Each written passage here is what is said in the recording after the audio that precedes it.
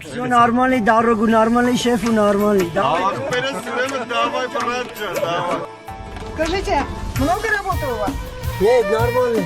Нормально? Да, конечно. Когда сделаете дорогу-то? Что? Да. Дорогу когда отремонтируете? Это чуть-чуть русский разговаривает. Чуть-чуть разговаривает. Нормально, здесь все нормально. Все дорогу нормально. Шефу нормальный, здесь нормальный.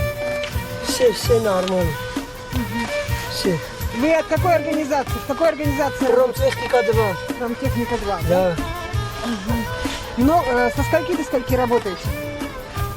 Во сколько начинаете работу и во сколько заканчиваете? 8 работает, это 7 закончили. Все нормально, все.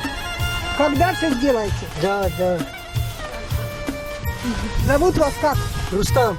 Рустам, Да. а фамилия? Галасян Рустам Владикович.